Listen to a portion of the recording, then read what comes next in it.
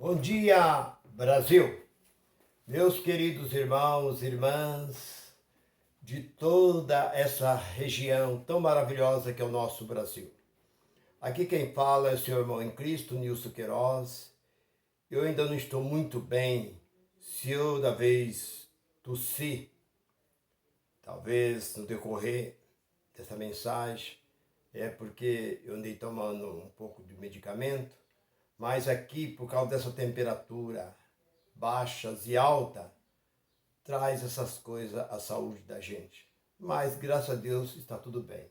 Quero agradecer meu irmão Macir, meu irmão Antônio, meu xará, meus irmãos de todo este Brasil, do Maranhão, da Bahia, do Pernambuco, do tal, de Osasco, de Araras, Dracena, meus irmãos de Campinas, de todas essas cidades maravilhosas ao redor desse nosso São Paulo.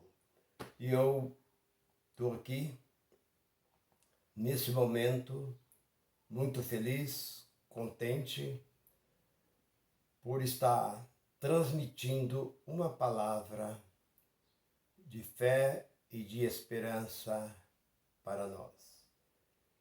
E essa palavra vai ajudar.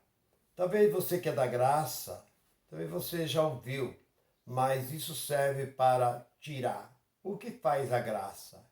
É para tentar tirar aquelas pessoas que ainda estão dentro do sistema e acredita no sistema. Acredita que ali eles estão salvos, mas eu acredito que mais é medo. Então a mensagem que eu tenho, o título é esse: do o dízimo. Por que eu sou um dizimista? Porque você é um pontinho.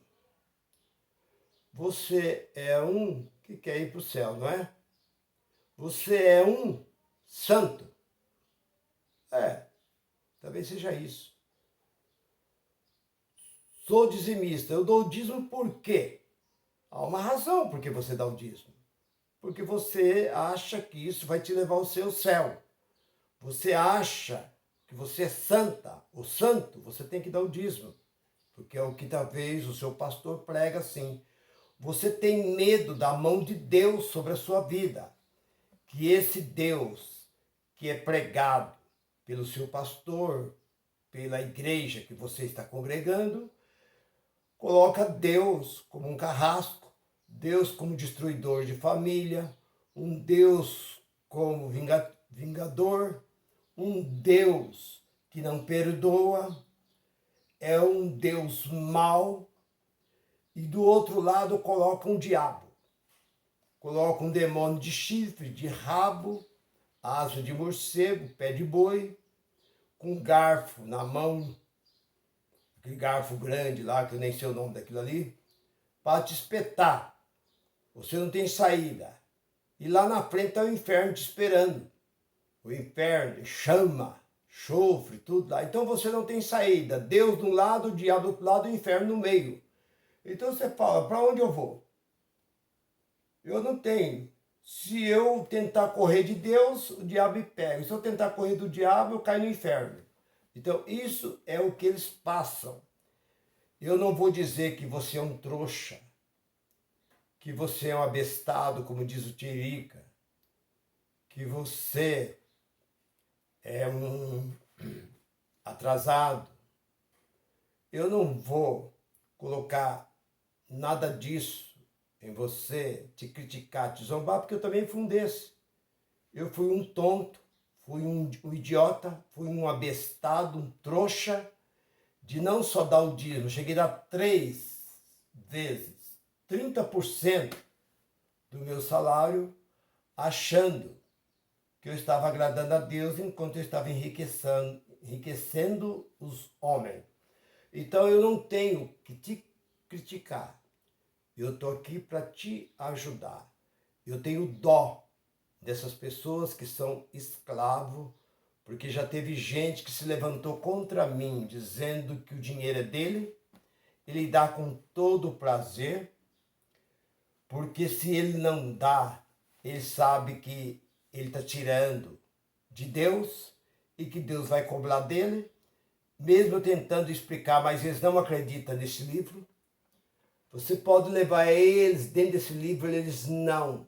Esse livro não serve para eles. Eu nem sei por que eles carregam esse livro. Você deveria, então, não possuir esse livro. Possuir para quê?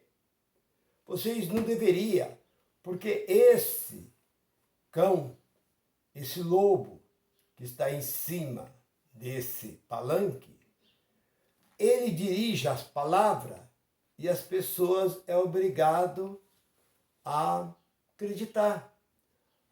Porque o meu pastor falou. Não, mas o seu pastor falou, quem é ele? Ah, não, mas ele tem contato diretamente com Deus. Quem diz que ele tem contato diretamente com Deus? Quem é que colocou ele como pastor? Se nós não temos pastor. Davi usou a expressão, uma expressão de Davi, o Senhor é o meu pastor. Mas Deus não é pastor de Davi. Porque Davi se colocou como ovelha e colocou Deus como pastor, mas Deus não é pastor de ninguém. Foi apenas uma expressão de Davi no Salmo, porque Salmo é uma melodia. Agora, você não pode deixar de acreditar no que está dentro desse livro, nas cartas do apóstolo Paulo, principalmente o apóstolo Paulo. Você não tem nada que se preocupar com as cartas de Moisés, com os escritos de Moisés, com os escritos de Jeremias, de Isaías, de Ezequiel, de Daniel, porque desde Gênesis até o livro de Zacarias, chegou no livro de Zacarias, ali parou. Os profetas profetizaram. Até ali. Porque ali nasceu João Batista. Foi o último profeta. Acabou ali. Mas veio Jesus. Jesus continuou confirmando, pregando, não desfazendo da lei. Ele veio cumprindo a lei. Agora, eu pergunto, esses homens hoje, que se colocam como homens de Deus, que homem de Deus só existe 9 homens dentro desse livro que recebeu esse título. Deus nunca deu esse nome a ninguém. Deus não tem homem, nem Deus tem mulher. Deus, ele é o Pai do Espírito. 12 de Hebreus, versículo 9. Deus é o Pai do Espírito. Deus não é o Pai da nossa carne. Pai da nossa carne são nossos pais biológicos. Agora, olhamos para esses homens que se colocam como ungido de Deus. O ungido de Deus só existiu um, que se chama Jesus. Atos 10 e 38. Deus ungiu a Jesus de Nazaré com o Espírito Santo e com virtude, a qual andou fazendo bem a todos, porque Deus era com ele. Agora, homem de Deus era um título que foi dado ao povo de Israel, aqueles homens, quando eles sabiam que era um profeta, homem usado por Deus, ele dizia, homens de Deus, como a Sunamita disse a Eliseu, homem de Deus, quando ele diz, daqui um ano, ela não conseguia gerar filho. E ele diz assim, para a Sunamita, daqui um ano, tu abraçarás o teu filho. Ela disse, homem de Deus, não minta a tua serva. Ela já estava acostumada a viver sem filho. Por isso ela disse, não minta a tua serva. E aconteceu. Ela teve o filho. Bem, então esses homens que aparecem em cima do púlpito, amedrontando, e você dá o seu dízimo. Você dá, além do dízimo, quando você recebe uma herança, quando você recebe um dinheiro extra, da firma que você trabalha, quando você vende uma casa, você vende, qualquer coisa você faz, você, pela sua sinceridade, a sua simplicidade, você vai falar com o lobo, com esse bruxo que está aí na frente, que você chama ele de pastor. E ele diz, não, a irmã tem que tirar o que é de Deus. Mas, não, tem que tirar. Se a irmã vendeu a casa por quanto? Eu vendi a casa por... Então a irmã separa 10% do valor da casa, do apartamento que o irmão vendeu e trago para a casa de Deus. Eu conheço um caso que aconteceu aqui numa cidade aqui do estado de São Paulo, aonde uma certa irmã, eu não vou dizer a cidade, mas uma certa irmã foi no banco, conseguiu 500 mil de empréstimo no banco para ela montar o negócio. E o pastor ficou sabendo, ela foi falar com o pastor, pastor, eu quero que o pastor ore para que eu abra um negócio assim, assim, assim, que eu consegui. Ele falou assim, sim, a irmã conseguiu 500 mil, eu consegui, então a irmã tem que tirar o dízimo de Deus. Não, pastor, como?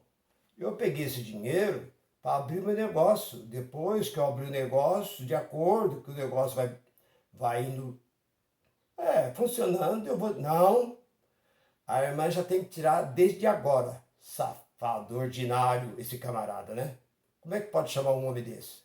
Um homem desse tinha que ser preso. A irmã tem que tirar 50%. Ah, pastor, a irmã faz isso, o negócio da irmã não vai para frente. A irmã vai perder tempo em abrir o negócio. Quer dizer, então ela já tinha feito uma lavagem, na cabeça daquela irmã. É o que tem feito na cabeça de muitos dizimistas. Ela tirou 50 mil e entregou na mão daquele bruxo lá. E o que aconteceu? O negócio? Nada. Não virou nada. Ela foi com a dívida. E ela teve que se virar com o banco. Não sei se até hoje deve estar se virando aí com o banco. É o que acontece. Porque eu já disse numa mensagem que eu preguei que todos os dizimistas estão debaixo de maldição. Se você soubesse, você nem oferta daria, porque oferta também faz parte da lei. E oferta vem de oferenda.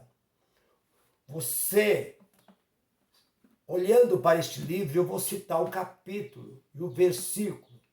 O dízimo era dado para o sacerdote levita. Existe algum sacerdote levita aqui? Somente os levitas poderiam colher o dízimo. Outra pessoa, outra tribo, outro homem que não fosse levita, não poderia tocar no dízimo. E dízimo era comida, era levado. Mas, irmão Nilson, o dízimo era levado quando? Olha, o dízimo era levado de 3 em 3 anos. Cada 3 anos, eles levavam o dízimo na casa do tesouro. Irmão, mas não é uma vez por ano? Se você quisesse levar uma vez por ano, você podia levar. Mas eu vou citar 2 locais dentro da Bíblia, dentro dessa Bíblia aqui, onde cada 3 anos eles levavam o dízimo na casa do tesouro. Lá no capítulo 14, Deuteronômio, versículo 28, você encontra que cada 3 anos eles levavam o dízimo na casa do tesouro. E no versículo 29 e 30, que o dízimo que era levado era para a viúva e para os órfãos e os estrangeiros, aqueles moradores de rua. Não era para enricar dono de igreja, não. Não era dinheiro também. Não encontra dentro desse livro dinheiro. Depois você vai lá também no capítulo 26 de Deuteronômio e versículo 11 e 12, você encontra que cada 3 anos ele levava o dízimo na casa do Senhor. Por que que eles não fazem isso? Irmão, não precisa fazer isso, já está errado. Mas por que que ele fala, irmão, cada 3 anos vocês trazem o dízimo? Não, esse que é o dízimo todo dia. Todo dia, irmão, chegou a hora de abençoar a casa de Deus. Agora chegou a hora de você trazer sua oferta e seu dízimo. O que é oferta? A oferta vem de oferenda. Oferta era levada ao sacerdote, a um profeta. Quando você ia a um profeta, a um sacerdote, profeta significa vidente, no capítulo 9, versículo 9 de 1 Samuel. Profeta não é esse, eis meu servo, te digo, meu servo, minha serva. Isso não é profeta, profeta é um vidente, é um que estava vendo. Ele via o que passou, não interessa, ele estava vendo o presente, estava vendo o futuro, o que ia acontecer dali 50 anos. Isaías profetizou 720 anos antes de Jesus vir. Isaías profetizou, eis que uma virgem conceberá. 7:14 de Isaías. Eis que uma virgem conceberá e dará à luz um filho, e o seu nome será Emanuel, que traduzido significa Deus conosco. Mateus capítulo 1, versículo 23. Então, Isaías profetizou 720 anos antes. Isaías estava vendo tudo que ia acontecer. Então, meu irmão, esses homens que hoje quer o dízimo, se você olhar que o dízimo só dava também outra coisa. Dízimo, aprenda isso, só dízimo só dava quem plantava. Você planta alguma lavoura? Você cultiva alguma terra? Ainda que você cultivasse, você não tinha que dar nada, porque você é gentil. Só dava dízimo os judeus que possuíam terra. Isso está em Levítico, capítulo 27, versículo do 30, lá do 30 ao 34, você vai encontrar claramente, e o próprio Jesus falando em Mateus 23, 23, ai de vós, fariseus e saduceus, não está falando nada com o gentil, que dão dízimo, do cominho, do hortelã, era plantio, era quem plantava. Ele não estava falando de um sapateiro, de um alfaiate, fazedor de roupa, de um carpinteiro, de um pedreiro, de um ferreiro. Ele não estava falando de um trabalhador qualquer, de uma cozinheira, uma limpadeira de casa. Ele estava dizendo aqueles que plantavam, que cuidavam da terra, que tinha terra. Levítico 27, do 30 ao 34, você vê que eles cuidavam de ovelha. Chegava no fim, quantas ovelhas foi esse ano? Não, vou levar só daqui 3 anos. Chegava no fim dos 3 anos, eles contavam quantas ovelhas levavam ao sacerdote, o boi, novilho e assim por diante. Se ele não plantasse nada, fosse apenas um trabalhador rural, um trabalhador aí cuidava dos seus afazeres, ele não tinha que dar nada. Sendo ele judeu, quanto mais gentil, porque 2:14 de Romanos, o gentil não tem leis. Então não existe. Então você, o título da mensagem é essa. Eu dou o dízimo. Por que tenho que dar o dízimo? Porque você quer ir para o céu, você se acha muito santa, você tem medo de Deus, tem medo do diabo, tem medo do inferno. Então sabe que Deus é maravilhoso, Deus é bom, não existe, como o próprio Jesus disse, bom mestre, o que eu hei de fazer para dar a vida eterna, não existe ninguém melhor do que Deus, só existe um, que é bom, que é Deus. Então nós vemos, está lá 18:18 de Lucas, então nós vemos que diabo, o que é o diabo? O diabo é o acusador. Quem é o próprio diabo? Se você olhar dentro da Bíblia, o diabo foi acusado, foi o próprio Moisés. João capítulo 5, versículo 45. Jesus diz, eu não vos acuso. Quem acusa vocês é o acusador. Quem é o acusador? Né? É Moisés que acusa vocês. João 5:45 de João. Então, o diabo é o acusador. Inferno é sepultura. Então, pare de acreditar nessas coisas. A partir de agora, você saiba que se você é um que está dentro desses movimentos chamado igrejas evangélicas e tem sido um dizimista fiel, tem medo das mãos de Deus, tem medo do inferno, tem medo do diabo, dá graças a Deus, glorifica a Deus, canta louvor a Deus, se alegra, minha irmã e meu irmão, porque você estava aprisionado até agora, mas a partir desse momento que você ouviu essa mensagem, você saiu da prisão. As algemas que te prendia saiu. Se você não acredita, vai no Google e pergunta para o Google, o que é inferno? O Google vai falar, inferno é sepultura. Toda cidade tem um inferno. Eu falei numa casa, a mulher imediatamente tocou no Google, perguntou para o Google disse, inferno é sepultura, traduzido. Seol, iades, traduzido, que é do grego e do hebraico, traduzido para o português, cemitério. É o lugar que todos vão. Não tem como escapar. Então, meu irmão, minha irmã, você gostou dessa palavra? Se essa palavra falou bem ao seu coração, você que é um dizimista fiel, uma dizimista, dando oferta, oferecendo, tirando, você não dá nada, nem uma moeda. Se você sentir nem uma moeda, você não dá. Você não está fazendo nada, porque Deus não quer dinheiro de ninguém. Deus nunca pediu dinheiro. O que Deus quer é a sua adoração. Ele diz, os verdadeiros adoradores adoram o Pai em espírito e em verdade. Porque Deus quer só a sua adoração. Reconhece Ele como único e soberano Deus. Fique com esta palavra. Que Deus assim conceda graça sobre a sua vida. Graça e paz para todos vocês, meus irmãos. Bye, bye.